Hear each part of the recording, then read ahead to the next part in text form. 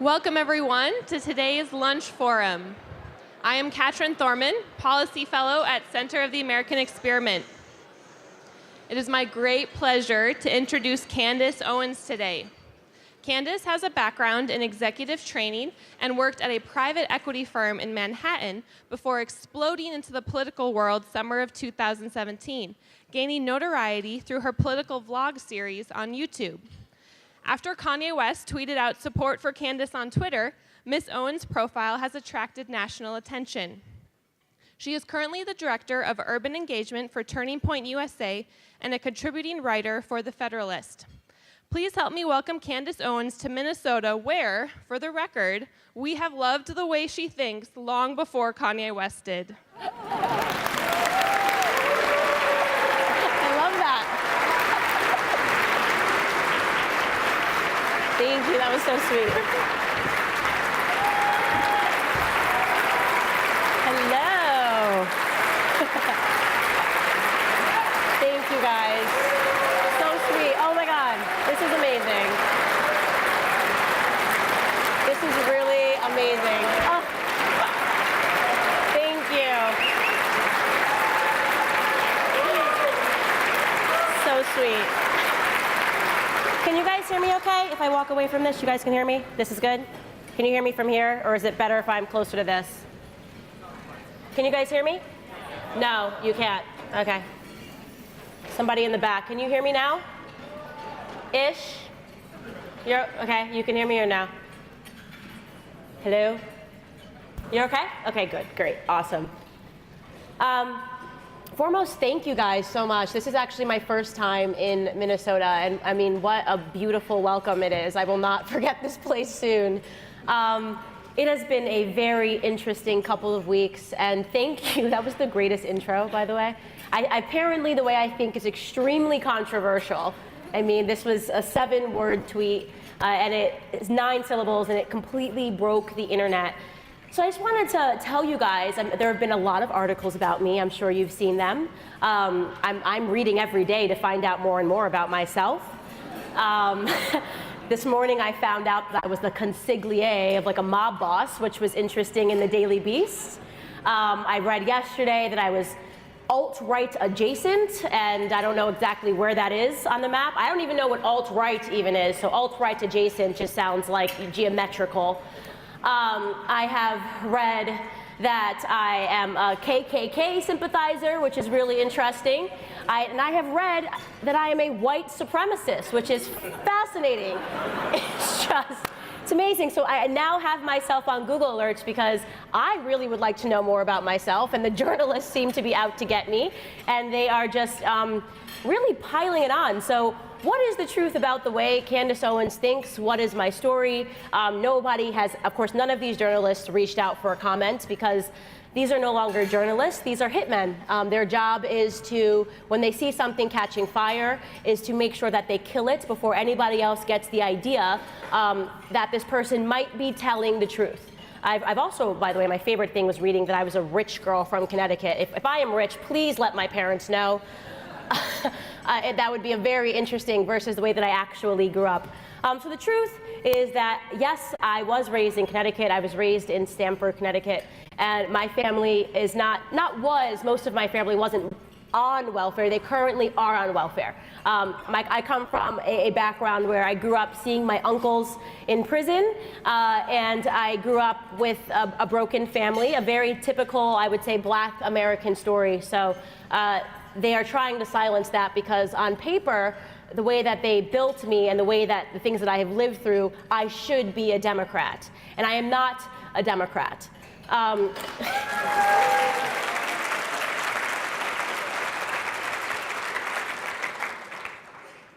What I like to say about the Black community in general is that if you show me a Black person, I can show you someone that is a conservative and just doesn't know it.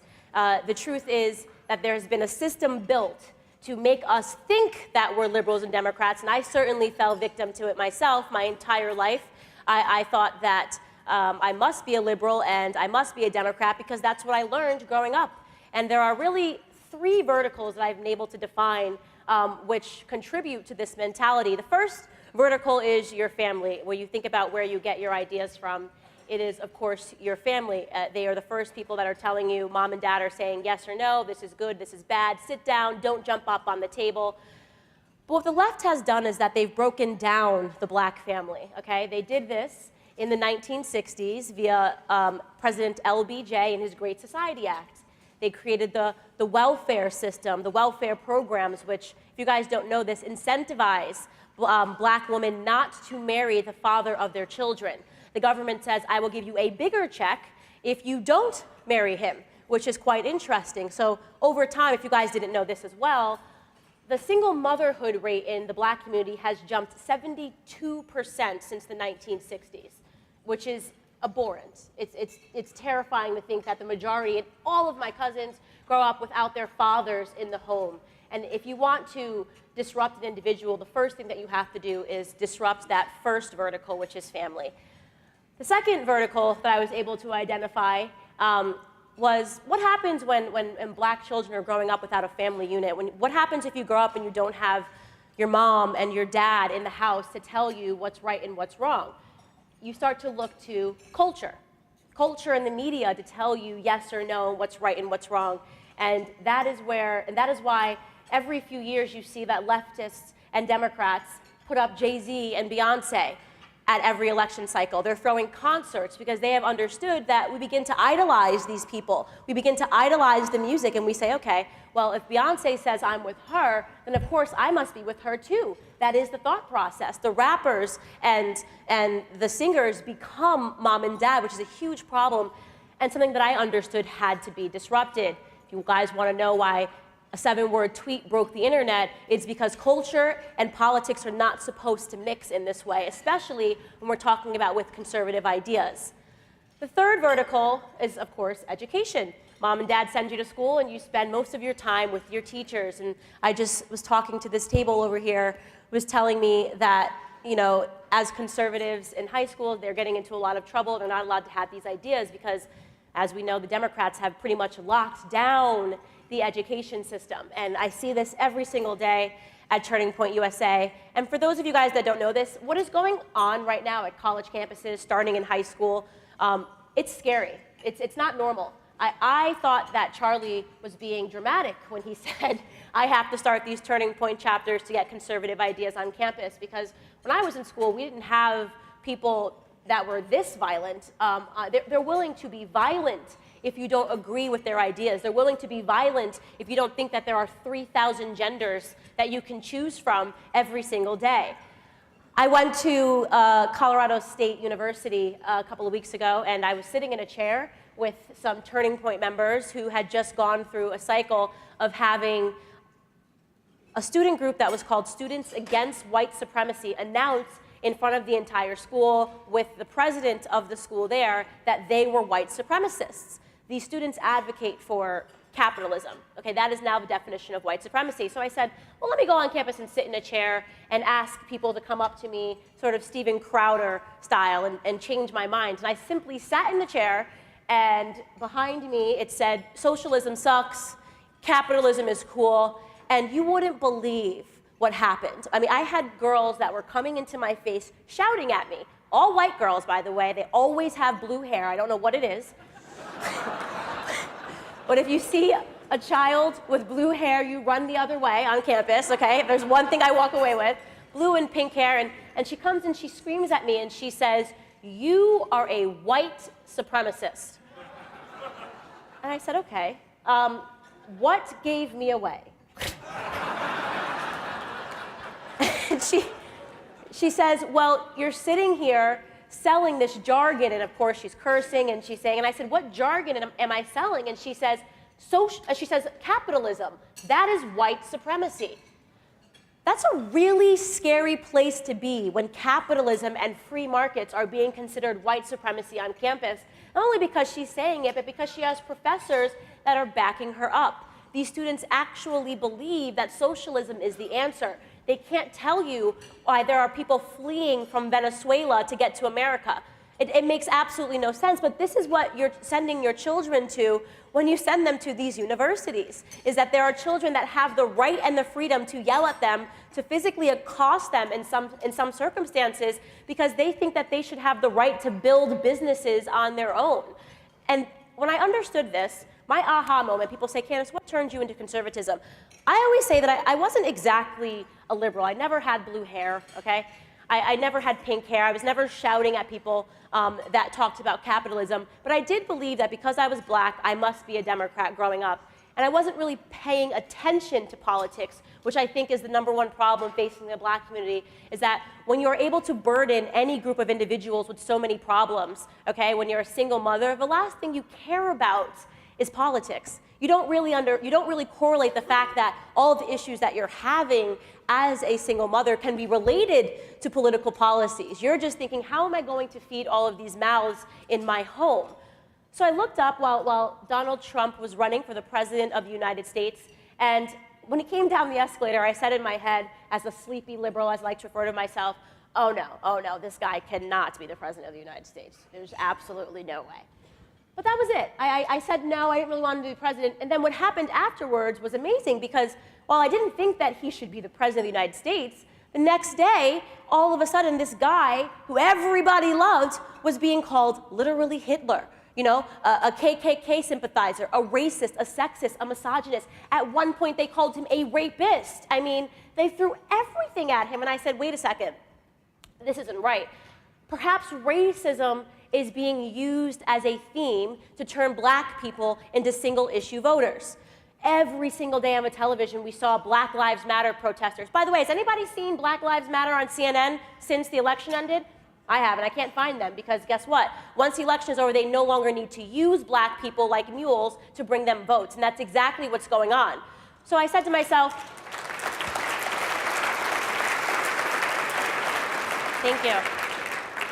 So I said to myself, the black community needs to understand this perspective. The black community needs to understand that nobody thinks that your lives matter. They think that your votes matter, okay? So every 4 years and every midterm election cycle, we're going to see these race issues drummed up to make sure that you vote according to how they want you to vote. And then afterwards, of course, nobody wants to talk to you anymore.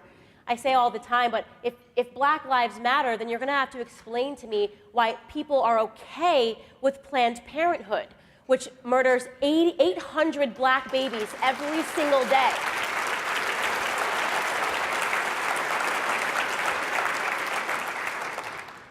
So I quit my job. I don't advise everyone to do this instantly. And I said, I'm going to start making videos on YouTube. And I called some people close to me, and they said, Candace, you're crazy. You know, you have this nice job, you work in private equity, why would you do this? But I felt this passion burning in my heart. I said everything that I turned on, it was just black people pretending that this narrative was real. We had people like Jay-Z and Beyonce, Jay-Z who has made his money off of the black struggle, endorsing Hillary Clinton, who is married to a former president who put more black men in prison than any president in the history of the United States. President Bill Clinton did that. How is it possible? So I quit my job and I make a video, and it goes kind of viral. It was called, you guys may have seen it, was called Mom, Dad, I'm a Conservative. And I didn't really say anything in the video other than I'm a conservative. And it was sort of a satirical stab how it's harder to come out as a conservative than it is to come out as gay or a lesbian in this society, which is a little crazy. Being a conservative is a little bit like being gay in the 80s. And the reaction was exactly what I would expect. I was called an Uncle Tom, I was called a coon, I was called a bedwench, which I didn't even know what that meant. I had to actually look it up because it sounded a little comfortable, if I'm being completely honest. And then I looked up and I said, oh no, that is not nice. That is the slave that sleeps with the master. And I said, wow, I better keep going here. My third video that I made was after Donald Trump won and the Charlottesville attacks happened, and my cousin was sitting in my living room and she turned on CNN, and CNN, quite literally, when this was going on, was trying to play the game where they were trying to say to everybody, well, because you didn't listen to us, because we told you that you should not elect Donald Trump, we're going to show you that everything that we said about him is real. So Charlottesville happens, and CNN is trying to sell to me as a black woman that the KKK is alive and well. And I said, okay, all right. that's about enough. I think this is getting a little ridiculous. So I stopped with the skits and I opened my laptop and I ranted for 4 minutes about how ridiculous it is that they were trying to make me believe that I live in the 1940s, that I can't walk out my door because somebody in a white hood on a horseback is gonna come up to me and try to shoot into my living room. And I was insulted. I mean, I was angry and I was frustrated, but I was also insulted because I was raised by my grandfather and the KKK was real, okay? The KKK was real when my grandfather was growing up in Fayetteville, North Carolina. The KKK was actually a threat then. So to use the KKK to sort of spin this narrative is actually insulting to black people that lived through that time. To pretend, I'm sitting here on my MacBook laptop, I've got an Instagram account, I couldn't be more privileged. As a black American, as an American period, we couldn't be living in a more privileged time, and yet CNN is trying to sell me my own oppression. So I shoot this video and I basically say, am I the only person that, relies on their own experience to dictate what might be going on in the world? Am I the only person that can get up in the morning and go to Starbucks and a white person makes me my latte and they say, have a nice day. And then I go to the gym and I've got a Spanish guy who hands me my towel and he says, have a nice day. I'm living in a pretty okay place until I turn on CNN, right?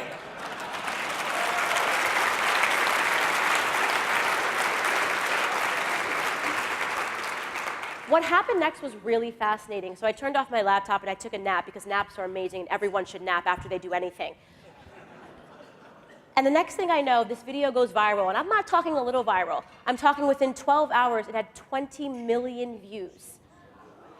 Within the next week, it had 80 million views. And these views were not just in America. This video was dubbed in Portuguese, this video was dubbed in Spanish, and this video was dubbed in French. And it startled me, because I understood that something was happening, and I thought that I was tapping at the doors of an American sentiment.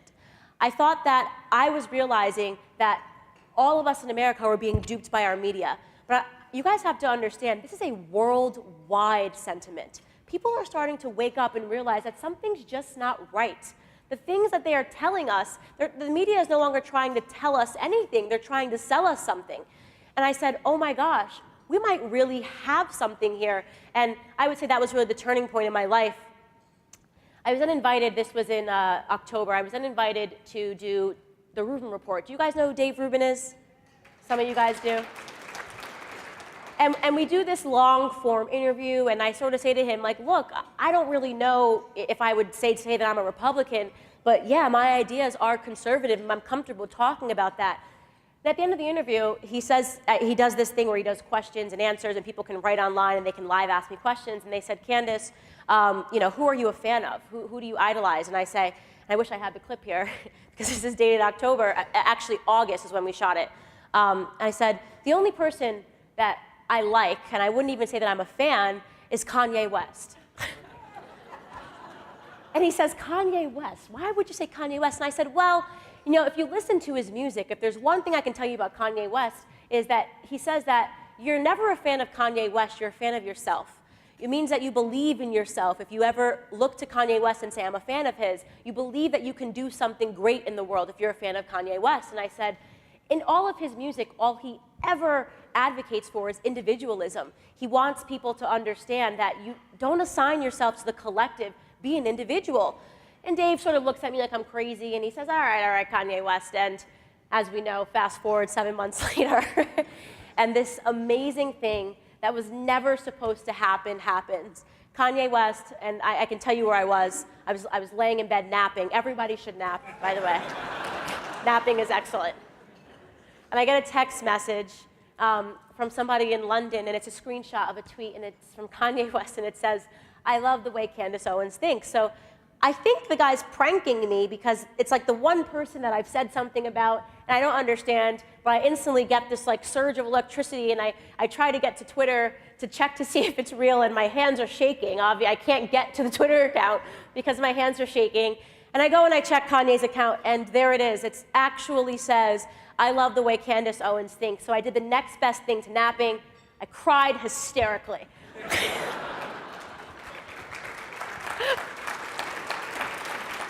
By the way, I never cry. I never, ever cry. And I just started crying hysterically because I think I immediately understood what was going to happen here. And I called Charlie Kirk, who you guys might know, obviously my boss, Turning Point USA, and I'm crying, and he's like, and he doesn't pick up, and I literally text him, you have to call me right now, Charlie. And he calls me back, and I start crying hysterically, and he thinks my entire family has been assassinated because I can't get out the words.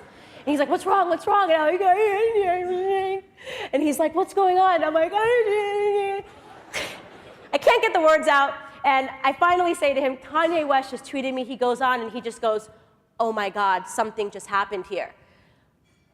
I don't think people understand how significant this tweet is and why it's so important, and why conservatives and Republicans, we seem to have been losing in the past, is because the left has had a stranglehold on culture, okay? Kanye West is married to Kim Kardashian. You might not like Kim Kardashian, you might not believe in what she sells, but this is a woman that can go on the internet and say, I like this chapstick. And it sells out in 3 minutes, okay? Literally. This woman has a tremendous amount of power, and it's not just her. She has this entire family of Kardashians, and the richest one is actually the youngest, Kylie Jenner, who literally sells lip kits. In a matter of minutes, she can make them sell out worldwide. The left understood this model. The left understood something that Andrew Breitbart said a long time ago, which was that politics is really downstream from culture. The person that controls culture really does control politics. And they never were meant, culture was never meant to look at conservative politics. They made sure that they had a stranglehold on that. So we understood what we had there, and then subsequently the internet broke. I had no idea it was going to be an international news story within a couple of hours. And then something else amazing happens, and he sends me an email, and he says that he would like to meet in person. And some of you guys were asking me what happened, and I haven't spoken about it at length, but what happened was really amazing. He is suddenly starting to understand that he's not allowed to be an individual in the world, that he can't be Kanye West. And that's the one thing, as I said, in his music that has been detailed that he has never been okay with. And he cares passionately. He always says, I got the feelings, but Candace got the facts. He doesn't exactly know, a lot about politics in the same way that I didn't know a lot about politics when I had this tremendous feeling that something had really gone amiss in the Black community. But he does understand that because he sent this tweet, within a couple of hours, they were running headlines saying that he needed to be hospitalized for a mental disorder. Which is really crazy, that they were willing to say that he was having a bipolar episode, which is what some people were running, because he wrote, I love the way Candace Owens thinks. He didn't even specify what he likes about what I think. I think a lot of things, if you follow my Twitter feed. I think Chick-fil-A should sell their chicken sandwiches beyond noon. And their chicken biscuits, he didn't even have to specify what it was that he enjoyed about what I thought. And they were willing to condemn him to a hospital ward. What does that really say about the culture of the left? What does that really say? And it's what I've been saying all along, is that you are not allowed to be an individual. You are not allowed to think your own thoughts, especially if you are a Black American. Especially if you are a Black American, because 93% of us have been voting for a party that has destroyed our communities, that actively seeks to destroy our communities.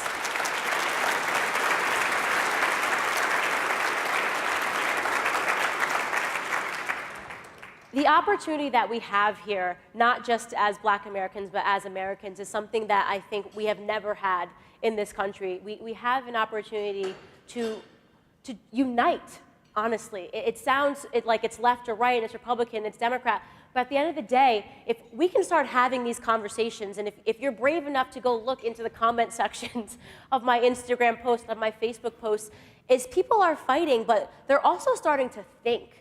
They're starting to understand that they don't have to be a monolith. You don't have to think a certain way because you're a lesbian, or because you're gay, or because you're white with blonde hair, or because you're Black. You're allowed to actually think your own thoughts irregardless of any of that. And that's what people are starting to understand. They're starting to research the facts and to form their own opinions. So I say to people all the time, what I always wanted to do was launch an ideological civil war in the Black community. I wanted people to fight. I wanted them to debate. I wanted them to say, I'm not a victim, because I'm not a victim. I've lived through a lot of things, so have, I'm sure, many people sitting here. Everybody lives through something. This is life. You gotta toughen up. And when people are able to strap you to the existence of being a victim, when people sell you that being a victim is a brand that is cool, they can control you. And that's what we see happening in so many different communities. You can be gay and not be a victim. You can be black and not be a victim. What we're seeing spreading like wildfire is a victor mentality.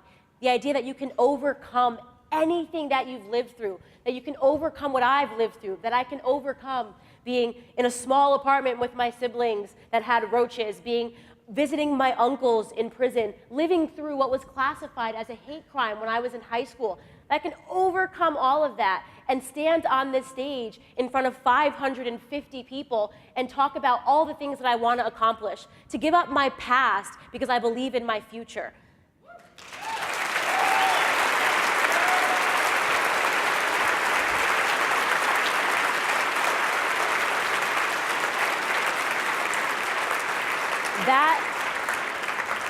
That is the American dream for people that forgot what that was about. That is the American dream, that you could come from a different country and speak a different language and have nothing but the clothes on your back, and you could become a billionaire. And that is something that we have given up to the government, that the government got bigger and the individual got smaller.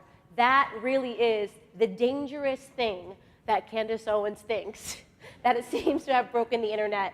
And I want to get to some questions, but thank you guys so much for having me.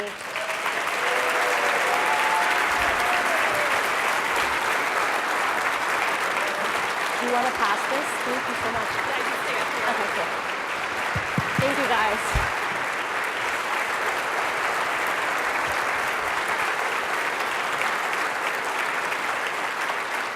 Thank you, Candace. We have time for a couple questions, so please raise your hand, and Peter will bring a mic around for you to identify yourself, followed by your question. Hi, I'm Grace Clausen. I go to Providence Academy, and I'm looking to start a conservative social media platform in the future. What advice do you have to me and to anyone else trying to do something similar? To start a conservative platform. First and foremost, I would say be ready for the attacks, obviously. I mean, it's tremendously hard, and what we're trying to do now at Turning Point is to sort of, like I said, we're for unity. We're trying to sort of bridge the gap. We're actually starting to have conversations with people that would otherwise not agree with us, because it's an uphill battle for conservatives to do anything, but the best thing that you can do is make contacts, make strong contacts with other conservatives. There are people sitting in this room that can help you. I can guarantee you. Like, that was the first thing that I did when I started making YouTube videos, is I shook every hand, I took every picture, and I took every card, because it takes one person that can change your life. But if you have the heart and you have the willingness to do it, you're going to make it. I mean, that's really what it comes down to, and that's incredible. I'm really happy that you're excited to do that. Get me involved. Who has the, oh, hi. I didn't realize you already had. Gary Heyer. Hi. I just want you to know that I just live streamed this, and my account on Twitter was locked. Yeah, I know. So. Wow. There it is. That is insane. Wow. What was it locked for? What was just out of nowhere. So I'm wondering, just in terms of tribalism, because I think tribalism is probably the single largest cause of suffering that we have, that people are attached to. What does my mom think? What does my dad think? What does society think? What do my coworkers think, and all that?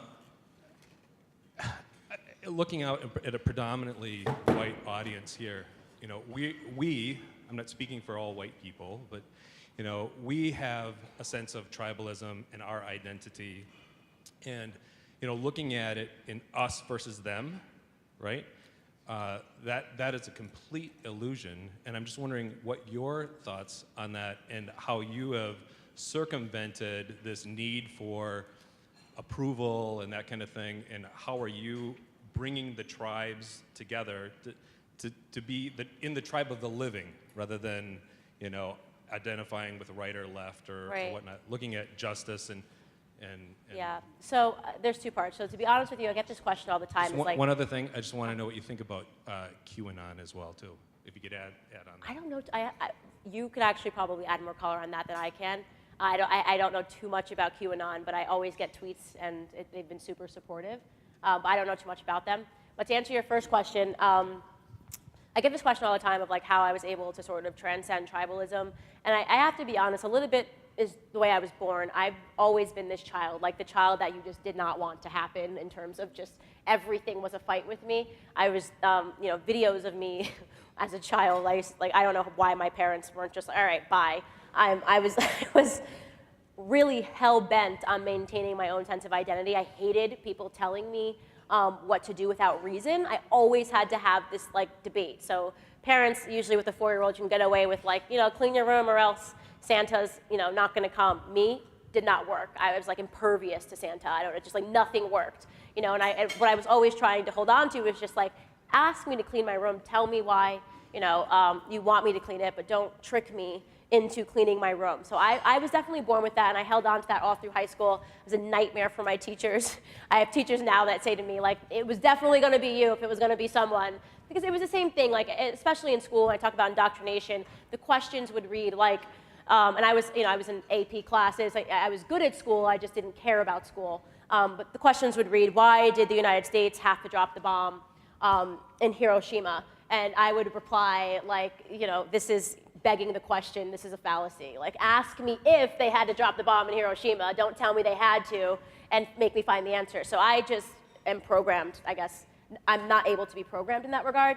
But in terms of people that or the people that fear the backlash from their coworkers and their friends, I think it starts with the tipping point. Now that I exist, it sort of makes it okay for everybody else, right? So if you see, and that sort of is the effect that we're seeing happen, the domino effect. We're seeing all these people that are jumping up on YouTube and saying you know what, I haven't really agreed to all of this, and now I feel like I can have a voice because Candace has done it, or Brendan Tatum has done it, or there's young CJ Pearson is doing it. So it does, what we're selling here is individualism, and I think because I'm doing it, everyone else feels like it's okay, and that's the greatest feeling in the entire world to know that that's what we're inspiring. But yeah, I was a terrible child, really. Hi, I'm Jennifer Soriord, and can you just give a couple statements that I can give to my adult children who've run into the white bias, the shaming, the implicit bias, all these buzzwords that they got from liberal. Oh my God, the liberals and their label makers. I don't even, I feel like they just run around and label there are words I haven't even heard of. It's they have a new one every single day. So one thing that I've gotten, which has been really positive feedback, is when they share my videos, it kind of shatters white liberal world. Because what I always say to them is, when you use these words, what I don't like about that is you're assuming I'm a victim. I'm not your victim, okay? So if I'm a victim, allow me to say that, but there's something that's very, it's very pandering when somebody tells me, when I have these white students on campus who scream at me and tell me that, I had one girl say to me, what would your sister Angela Davis think? And I was like, I don't have a sister named Angela Davis. I literally thought she was talking about my sisters, I have a sister named Ashley, I have no sister named Angela that I know about.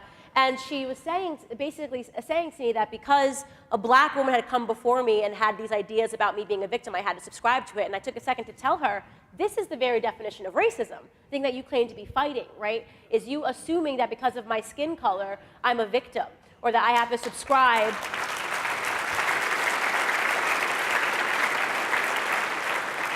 So I think that's the greatest gift you can tell them, is start sharing with them the black people that are actually offended by that mentality, and I'm definitely one of them. Thank you. Hi. Hi, my name is Mr. Fisher, Brent Fisher. I'm a teacher at Liberty Classical Academy. Thanks for coming. I know you've been busy doing the news circuit, so it means a lot that you're here. Just one question I think we're all wondering. Have you had any further correspondence with Kanye? And if you could comment on the TMZ interview and people saying that was a total meltdown. Right. I know you commented on that briefly, but if there's any hope that he might be able to, crack open a Thomas Sowell book or research something, Right, yeah. which would be helpful for culture. So no, Kanye is not a politician. He's not here's what I can tell you is, so the TMZ interview was, he has been trying to help, be the fuel to my rocket ship, if that makes sense. Right? He wanted to crack open this conversation so people started talking about this, which is all they can talk about right now is Kanye West, because he wasn't supposed to be saying that. But he's tremendously interested in philosophy. He's following Jordan Peterson and all of these other thinkers and doers, Charlie Kirk. Yes, I have had more correspondences with him, and yes, I can confirm to you that this is just the beginning. It's going to get a lot bigger, and they think that they are silencing him by running all these articles, but they are just going to make his voice even louder. He 100% wants to, he doesn't want to be a politician, but he will have a great impact on politics, and you'll see all of that within the next month.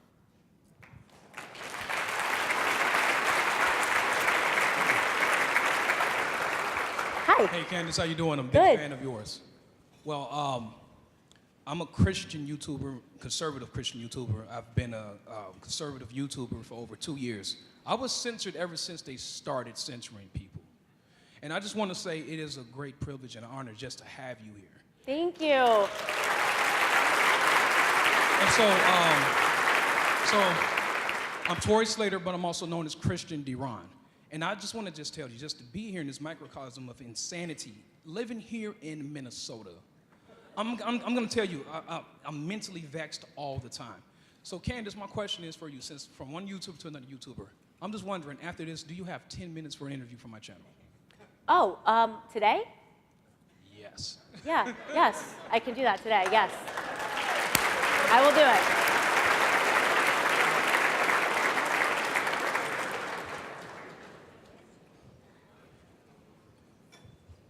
Oh, ha, hello. Yes. Hi, I'm Regina Reed, Republican. Since the Nixon campaign, I worked on that. I had raised more money for Shirley Chisholm, and they called, the Democrats called, and asked me who was my donors, my contributors. At that time, you didn't need to if you collected less than $100. I told them I did not. And she called me back later that day and said, we're coming to your house and we're going to beat you until you give us your list. And I said, well, being a good Mississippi, cotton-picking, corn-fed, molasses-making black woman, you bring it in my garage. I have a double-blade axe. I said, a pitchfork and a single-blade axe and a crowbar. I'll be sitting on my steps waiting for you, and I'm going to chop you down in the ground till I get tired. Get down, sit down, rest, get up and beat you some more, so bring it, hung up the phone. Called my friend and she said, we're going to become, my family never gave up Republican Party in Louisiana. And she said, I know your folks in Mississippi had not. So she took me to the Nixon headquarters and I worked there and I ended up attending the inaugural and had the pleasure of meeting, someone introduced me to the president and his wife on the dance floor, and it was really nice. And listen, tell them they want Angie. I'll take you as my daughter, my granddaughter, whatever. I've been here since the beginning of time. So sweet. God bless you. Sound like my grandfather. That's what my grandfather always says. He lives down in Fayetteville, North Carolina, and he always says, anybody messing with my grandbaby? Like, he's got all the same stuff in his shed, so. Hi, my name is Coffee Monska, and I'm a conservative. And I encourage you, as Candace said, to meet each other. I met a friend here who's also an attorney, and we started a conservative group together from meeting at one of these American Experiment events. But my question is I struggle with courage to speak up because I'm so afraid of violence. I would go to some liberal events to speak up, these cop events, and my kids would say, be careful walking to your car, Mom, because they're so afraid of the liberals also, from what they see on TV. But, sorry, now I'm forgetting my, my question is, the thing that people say most to me is, well, if you have these views, that means you don't think racism exists. You don't think it even happens. You're a denier. You're a Holocaust denier. You're a racism denier. So how do you get the same kind of comments, and what is your reply? Well, I usually laugh. I just think it's ridiculous. The slope is so slippery. Like I said to you, like they have me now as like an Italian mob boss, which I kind of cool. I hope I get the Al Pacino treatment when everything is said and done. But listen, what I always say is, does racism exist? Yes, it's always existed, and it's never going to be defeated. Like there's always going to be someone that hates somebody. Like this is just a form. This is just this is what happens because we are human beings. Human beings love and human beings hate for silly reasons. So what I always do tell them is that racism is no longer a problem. right? That is stopping me from being anything that I want to be in society. There is no law preventing me as a black woman from doing the same thing that's stopping him as being a white man. There doesn't exist. And if they ask them to point to it. You know, I'm happy to add my voice and say, yes, we are being systematically oppressed. They can point to me to the law that is preventing me from being successful. And so what they're able to do, the left, is chain people to this idea, A, that society is perfectible. It isn't. I hate to spoil, you know, there are people that are always going to hate white people. There are people that are always going to hate black people. There are people that are always going to hate Uber drivers. I mean, this is just human beings, right? But that is what you should definitely challenge them to have the dialogue and the conversation and say, okay, if you're telling me that, you know, racism is something that I should be concerned with every single day, can you tell me how it's preventing me from being great in my life? And if they can't answer that, they should probably get out of your way.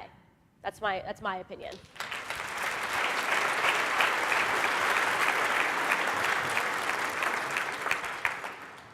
My name is Claire Christensen. I'm a senior at Providence Academy. I was wondering if you could give any advice to debating with people who fundamentally disagree with you. Yeah. Because I think a lot of this controversy isn't really going anywhere because people aren't willing to listen or accept that maybe their opinion isn't correct. Right. So debating is, I'm going to say two things. First thing is that I realize that it is very hard because some people don't want to debate because they know that they have no logics behind their emotions. So a lot of times when we descend on these campuses, we'll literally get like a group of protesters, like the Black Lives Matter video that went viral, and people were like, oh, you know, I shut them down, and was like, you know, kind of rude. What people don't see is that they were literally screaming the entire time, just saying like, F the police, talking over us. And when we said, everybody, you're welcome to come up with us and debate us, like we actually, if you disagree with us, come to the front of the line and we'll hand you a microphone so we can have this. They didn't do it. They literally wanted to sit there so they could just scream and shout and be emotional. So it's hard to debate, I think, because a lot of them understand that when pressed to do that, they're incapable of it because it's all emotions and very little fact or logic. But for people that are actually willing to have the dialogue, you'll usually hit some common ground because they're willing to have the conversation. The best thing to do is not to debate them, but allow them to debate themselves. So the number one strategy that Charlie Kirk gave me was ask them questions. They ask questions, let them keep walking themselves forward. So I had a girl get up and she said, you know, I think, you know, Milo Yiannopoulos is a white supremacist. And I said, oh, okay, what is the definition of white supremacy? She stopped it. Well, okay, because Milo, I mean, tons of things that I disagree with that he does and has said, but the idea that he's a white supremacist, he's married to a black man. It's like, I mean, it's really a little ludicrous to call someone who's married to a black man a white supremacist. And she couldn't do it. So I just kept asking her questions, and in the end, she wanted to stop because she couldn't answer her own questions. So the best debate strategy is to ask them to sort of explain themselves, and they always fall into a trap because there's very little logic there. You're welcome.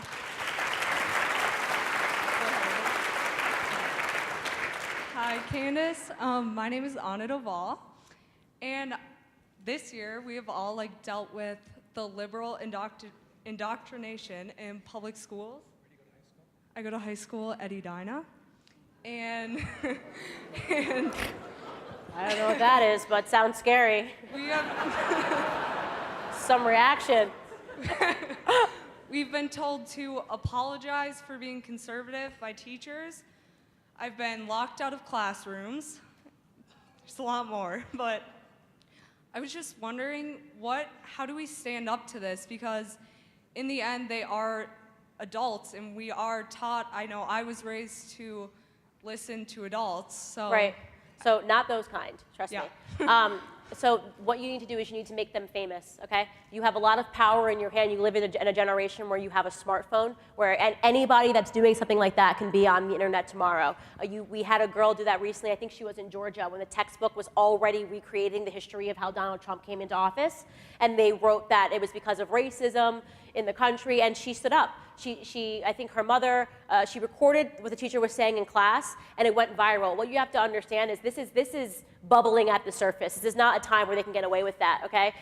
You put that on the internet, I can guarantee you write that in an email to what we do at Turning Point USA with our professor and teacher watch list is exactly that. We're not gonna say what should be done to the teacher, but we are happy to make those teachers famous if they believe that that's what they should be telling students.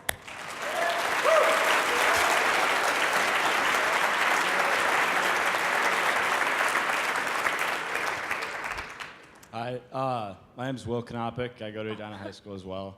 Ooh. I was wondering if I could get your opinion on Scott Adams and his thoughts. Oh, so this is funny because did you see that Kanye retweeted that video? I thought it was brilliant. Very, very brilliant. So for those of you guys that don't follow Scott Adams, I actually wasn't following him, and he sort of, he pretty much said what I'm saying up here, that Kanye West ripped a hole in reality because he was describing on a little whiteboard that, Candace Owens is supposed to be over here, and Kanye West being a part of culture is supposed to be over here, and that him tweeting those 7 words ripped a hole in reality, and that what we're going to see is pretty much a tremendous earthquake in these next coming months and leading up to 2020 and beyond. So I don't know all of his thoughts, so I'm not going to sit up here and say that I co-signed to everything, because for all, that's how they get you. So this means that you agree with all of this, but in his assessment of why what Kanye West did was so significant, I 100% agree with him. He was spot on. It was a really smart analysis. What are your thoughts on Jordan Peterson phenomenon? Oh, I love Jordan.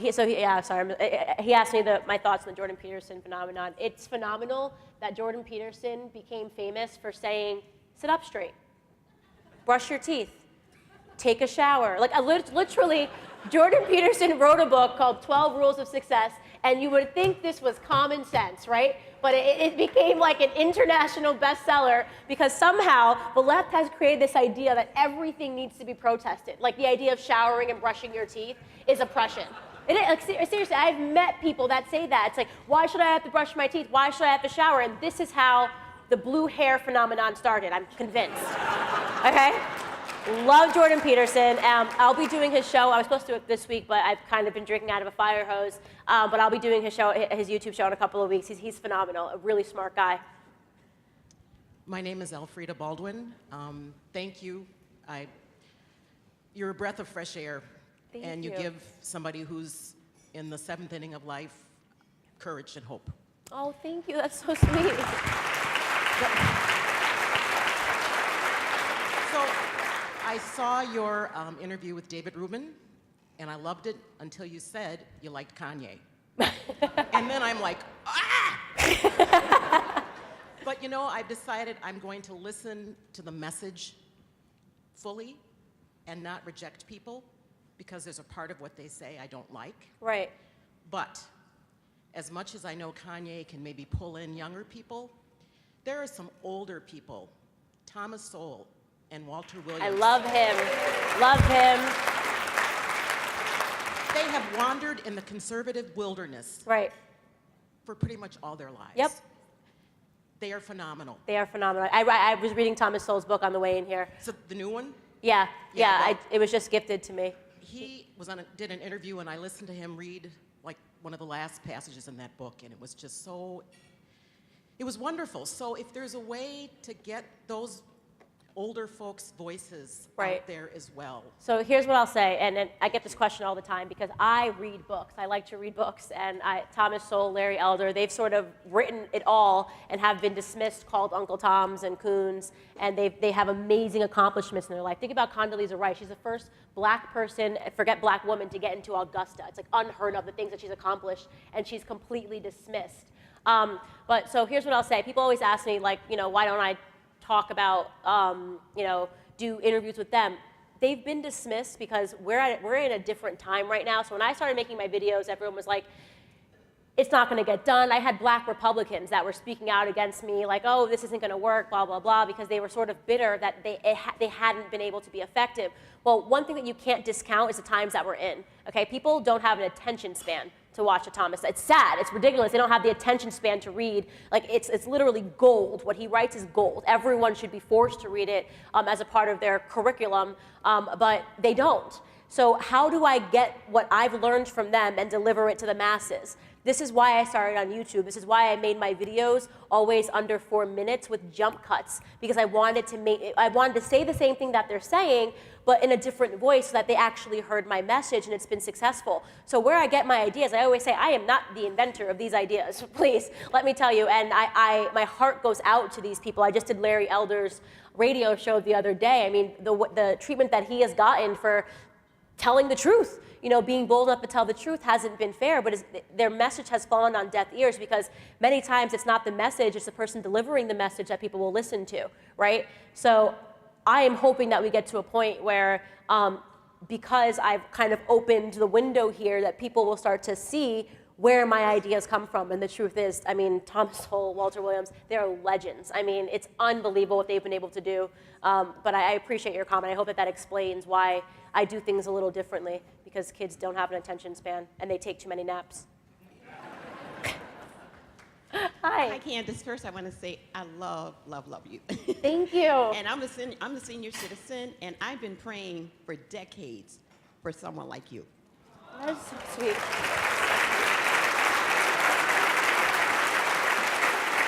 Thank you. But one thing I want to say is that in this room right now, there's not many black faces, and the majority of them that are here probably are conservative. And so I don't want us to leave today and not see each other again. So I think while we're here, we need to connect. We need to connect. Do not leave this room unless we connect. Because I'm very outspoken, I'm not afraid. I've had people that don't even know me attack me, and I attack back. So I am not afraid. I'm not mean-spirited or anything like that, and I try to use facts. I don't work on emotion. I work on facts. Exactly. So all the black people that are here, I'm over here at table. Come on over. I love it. We're not excluding anybody, but you know what I'm saying? So sweet. I love it.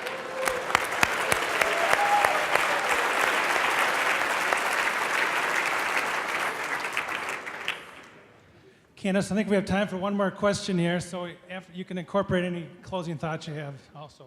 Absolutely. Hi, I'm Drew Harris. I'm in 11th grade at Liberty Classical Academy.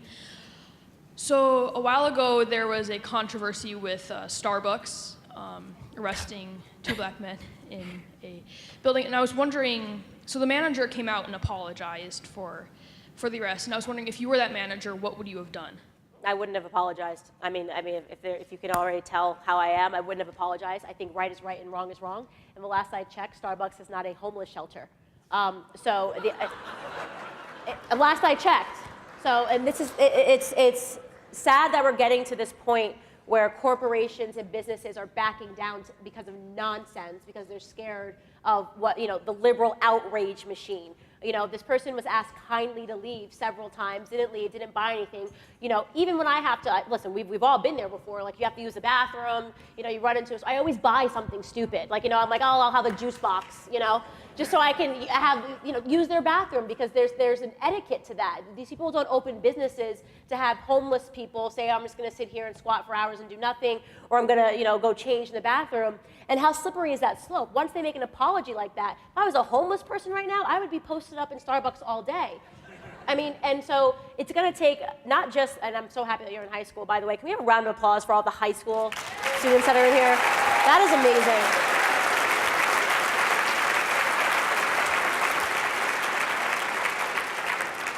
But it isn't just the black community that needs new leaders. We need stronger business leaders to set the tone for what is acceptable behavior and what is not acceptable behavior across the board, okay? They should not have gotten an apology. They should have gotten no exposure. They shouldn't have been on CNN acting like they were victims of oppression. These were people, regardless of their skin color, that acted badly and had to deal with the consequences after. So no, I would not have apologized to them whatsoever. Another big round of applause for Candace Owens. Thank you guys so much for having me. Thank you. So sweet. So sweet. So sweet. I'll go down this way. Thank you guys.